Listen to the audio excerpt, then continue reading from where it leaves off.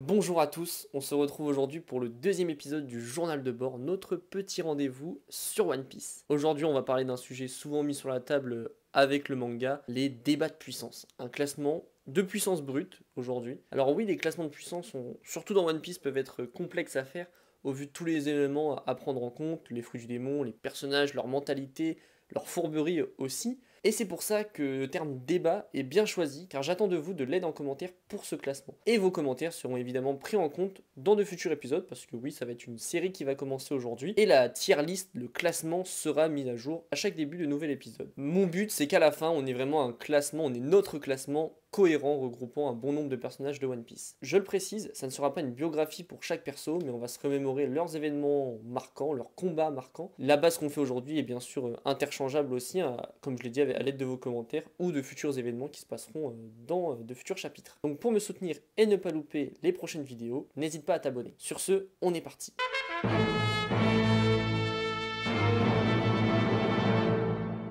On va parler rapidement des Rocks, avec les deux principaux quand même qui sont Kaido et Big Mom, les deux qu'on a vraiment vu se battre. Pour parler rapidement de l'équipage, des personnages qu'on connaît, on a le capitaine John, Wang Zi, Miss Bakin également. Voilà, c'est des personnes on connaît pas grand chose d'eux, on les avait aperçus un peu à Trailer Bark, et je pense que dans leur jeunesse ils devaient quand même être puissants, mais au-dessus d'eux dans l'équipage il y avait quand même Barbe Blanche, Kaido, Big Mom et Zebek. Le concernant, je pense que c'est le plus puissant personnage de One Piece, de l'univers en fait, il n'a jamais été vu, donc il sera sans doute rajouté un jour ou l'autre dans ce classement, si on a un flashback, si même il apparaît dans l'histoire, ça m'étonnerait, mais si on parle plus d'un flashback, mais je pense clairement qu'il aura une place très très haute dans ce classement. Comme je l'ai dit, on va parler surtout de Kaido et Big Mom aussi. Vu que ce sont les deux derniers adversaires battus par les chapeaux de paille et leurs alliés, on va se servir d'eux un peu comme base. Big Mom, avec son fruit du Solu Solu Nomi, le fruit des âmes, elle peut contrôler, enlever de la vie des gens. Elle, on l'aura vu surtout à Whole Cake et à Onigashima, où elle se sera fait battre par Trafalgar Law et Eustace Kid. Un combat assez, ouais, j'avais pas trop aimé. De toute façon, en vrai, on va pas parler aujourd'hui de l'arc d'Onigashima, mais qui a été en gros assez décevant. Je pense qu'Oda, en fait, lui-même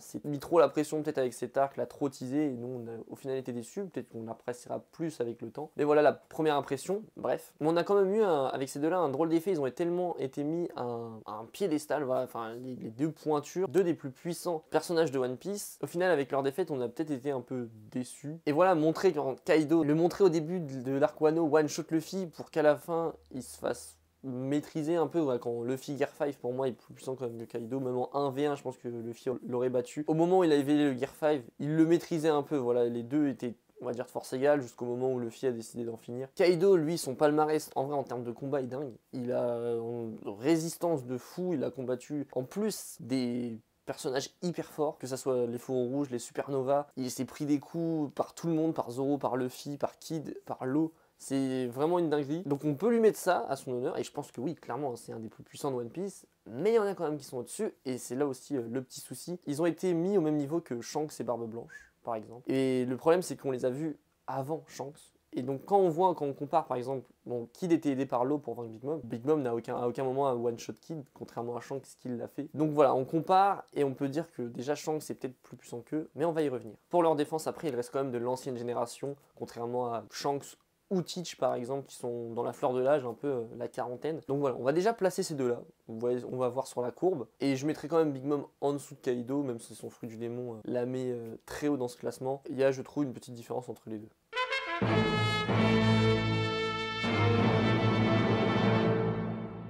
Passons aux amiraux et à la marine un peu dans son ensemble. En vrai, pour la marine, je vais surtout parler de Kobe, j'avais envie de le placer et de parler un peu de lui. Je pense qu'il est level amiraux moins, on va voir, vous allez voir, parce que il est plus puissant que la plupart des vice-amiraux. Par exemple, si on prend un vice-amiral connu, Smoker, paix à son âme, je l'adorais, mais il fait plus le poids. Donc Kobe, je pense qu'il est au-dessus, mais il maîtrise le haki, et ça reste le disciple de Garp. Franchement, presque level amiraux, là où on en est, mais ça reste de la spéculation pure. Ensuite, passons aux vraies forces. Aokiji, est-ce qu'on peut vraiment le considérer encore comme un marine? Oui et non, je vais quand même le placer là, parce qu'il a été surtout un amiral. Donc disciple de Garp aussi, enfin plutôt ancien disciple de Garp. Il a son fruit Logia de la glace éveillé, sans aucun doute. Maîtrise le haki, voilà, comme presque tous les persos de cette liste. Mais j'aurais tendance à le mettre au même niveau que Big Mom, donc légèrement en dessous de Kaido. Voilà, en 1v1, vraiment, je les prends en compte en 1v1. Au vu de ce qu'il nous a montré à Marineford, il a quand même une puissance, un fruit du démon. Oui, un fruit du démon ne fait pas tout, c'est le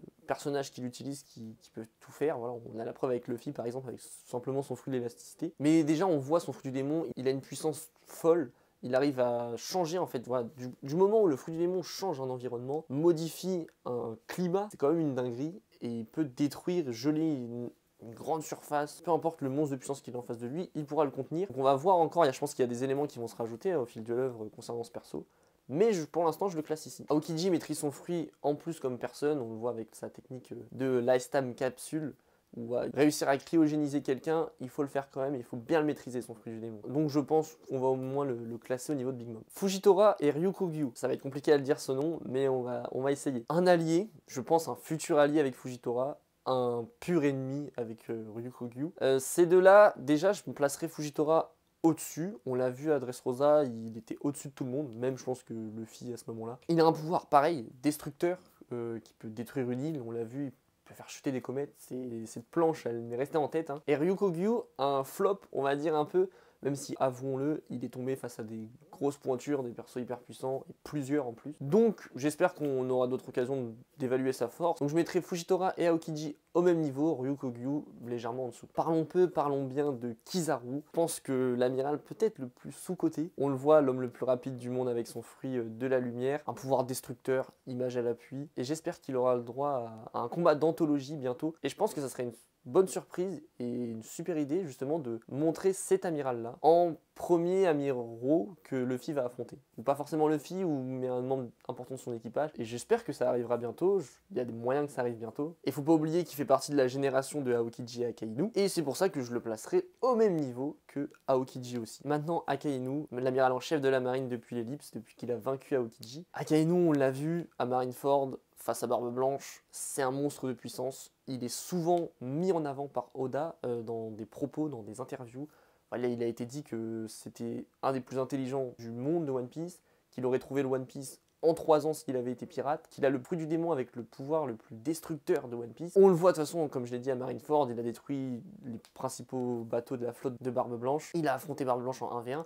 Alors oui, Barbe Blanche avait sa maladie, il a eu des faiblesses, il était blessé. Et au moment où Barbe Blanche a voulu le terminer, il s'est fait terminer, mais il s'est quand même relevé plusieurs fois. Il l'a blessé grièvement, c'est en partie à cause de lui que Barbe Blanche est mort. Encore une fois, voilà, il y avait des circonstances atténuantes pour l'empereur, mais Akainu, je pense en plus après les 2 ans, je pense qu'il est quand même encore plus puissant. Il maîtrise sans aucun doute le haki de l'observation maîtrisée avec lequel il peut voir le futur. Quand on le voit quand il esquive les attaques de Marco et Vista, ils font une réflexion là-dessus. Donc clairement, je pense pour l'instant le plus puissant de la liste, surtout que il est pour le moment maintenu en laisse. Le chien rouge est maintenu en laisse, et non, je pense qu'il va pas se rouiller.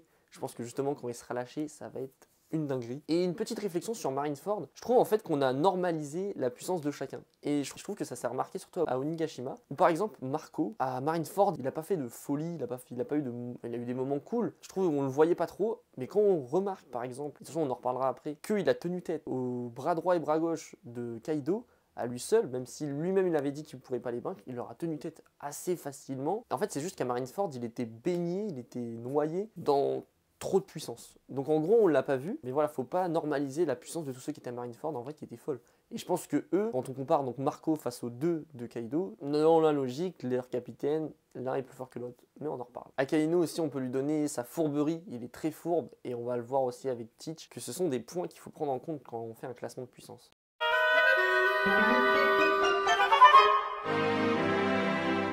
On va quand même dédier une petite partie aux anciens, on va les appeler comme ça, qu'on n'a pas connus à leur prime. Donc voilà, je vais les prendre, justement, pas à leur prime, on va pas imaginer comment ils étaient tant qu'on n'a pas de flashback tout simplement sur ces persos. Mais on va les prendre au moment où nous on les a connus, et on va essayer de les classer assez rapidement parce que justement on ne connaît pas grand chose d'eux encore, mais avec certains éléments, on peut essayer de les ranger. Donc d'abord, Riley et Garp.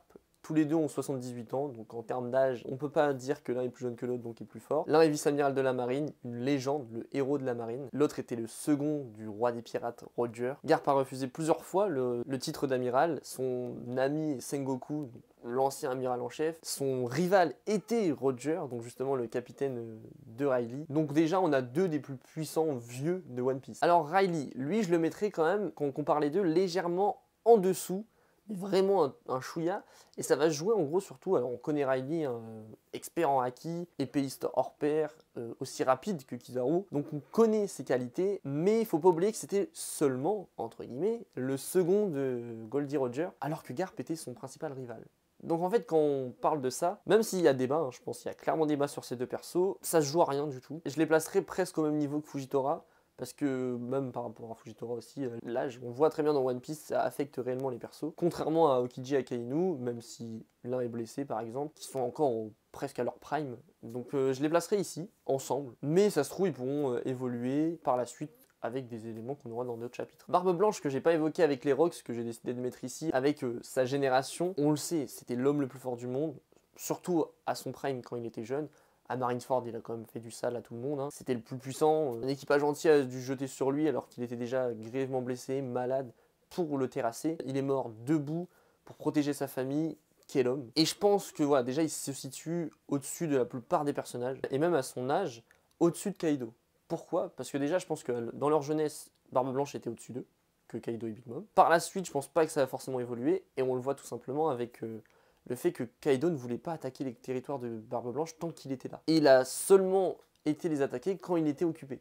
Vraiment réellement occupé à Marineford. Et je peux aussi réutiliser l'argument Marco, à peu près équivalent à ces deux seconds et troisième, à Kaido, qui les vaut. Donc en soi, les capitaines, je pense que l'un est plus fort que l'autre, même étant vieux. Après, quand on compare à Akainu, alors Marineford, Barbe Blanche est plus fort, mais je pense qu'à la fin de l'œuvre, et c'est pour ça que je vais un peu pré-shot ça, Akainu sera plus fort que Barbe Blanche. Donc je vais mettre Barbe Blanche en dessous d'Akainu, mais plus fort que Kaido, Big Mom et les autres. On peut évoquer Roger aussi, donc on l'a vu croiser le fer avec Oden, Barbe Blanche. Je pense qu'il était clairement au-dessus de tout le monde, parce que sans doute on aura d'autres flashbacks par la suite. Mais voilà, quand on compare avec Zebek, que j'ai évoqué aussi au début, je pense que Roger était quand même en dessous, parce qu'il a dû s'allier avec Garp pour le battre. Mais ça reste peut-être le deuxième plus puissant de tous les persos.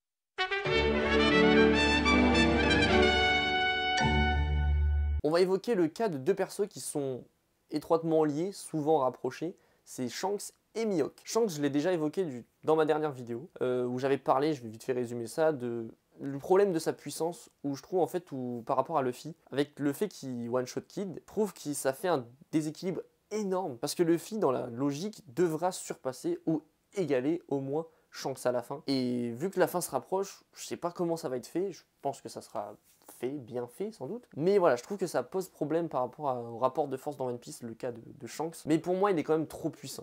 Et même si c'est Teach qui le bat, donc pas Luffy, Luffy devra battre Teach. Et tout à l'heure, on parlait justement du problème de l'âge, en fait, qui va affaiblir certains persos. Shanks, lui, est dans la fleur de l'âge. Même s'il lui manque un bras, la quarantaine, quand on parle de Roger, etc., ouais, il en avait 30 quand c'était le plus puissant. Donc Shanks, franchement, il est pas si loin. Et même Teach, il est aussi à son prime. Et donc pour moi, Shanks est au-dessus de la plupart des persos qu'on a parlé, au-dessus de Kaido, même on voit quand Kaido pense à lui. Mais voilà, Shanks, vous voyez, on va le placer là, et c'est aussi un personnage qui pourra évoluer. Alors Mihawk, œil de faucon, le plus grand sabreur du monde, le plus grand épéiste du monde, lui, c'était vraiment compliqué de le classer. C'est parce qu'on connaît pas grand-chose de lui. Mais je pense que on peut le dire, déjà, c'est sûr, maintenant il n'y a plus de doute possible, hein, avec tout ce qu'on a pu voir jusqu'à maintenant, et dans une logique de shonen où plus on voit un personnage tard, plus il est puissant.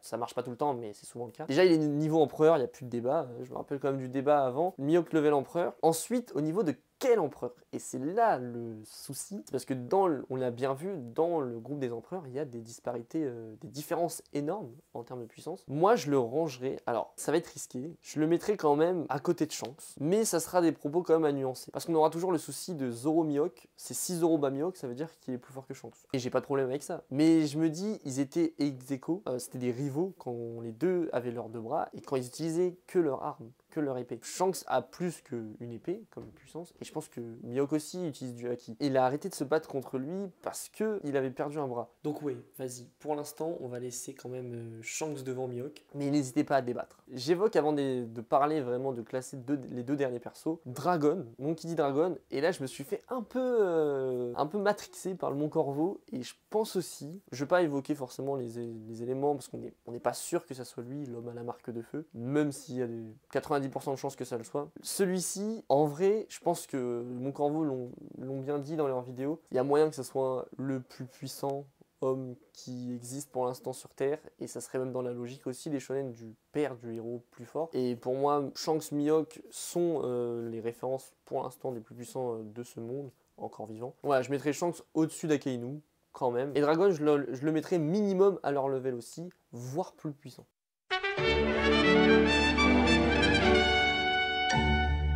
Les deux derniers qui nous restent, c'est évidemment les deux plus importants, Luffy et Barbe Noire. Pour l'instant, presque inclassables, qu'on va essayer de classer quand même, de ranger ici, mais inclassable pour le moment, parce qu'on n'a déjà jamais vu Teach réellement se battre un combat de A à Z à 100%. On le voit juste finir par vaincre ses adversaires. Et Luffy, moi je l'adore, hein, très très puissant.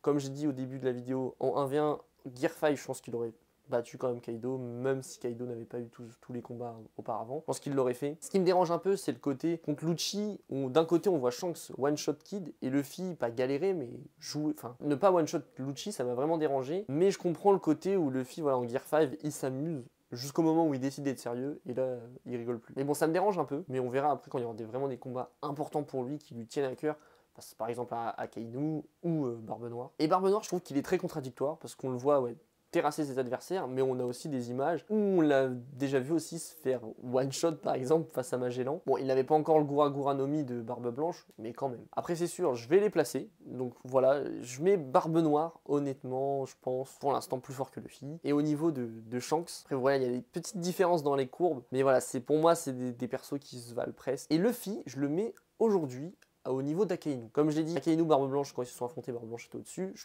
pense qu'au final, à la fin, Akainu sera plus puissant. C'est pour ça que je l'ai un peu pré-shot. Et Luffy, je le mettrai maintenant quand même à ce level-là, les deux plus puissants que Kaido, mais moins forts que Shanks, Barbe Noire ou Mihawk, qui seront chacun des adversaires finaux. Bon, j'espère que cette vidéo n'aura pas été trop longue. De toute façon, il y a toujours le chapitrage si vous voulez regarder. C'est une bonne petite fin de vidéo, je suis content de l'avoir faite. Comme je vous ai dit, il y aura sans doute des suites, on va rajouter des persos, en modifier, en changer de place. Les commentaires sont ouverts à tout le monde, évidemment. N'oubliez pas de vous abonner, de lâcher un petit j'aime si vous aimez les journaux de bord. Et j'espère que la chaîne ne fera que grandir. Merci à vous d'avoir regardé et je vous dis à la prochaine.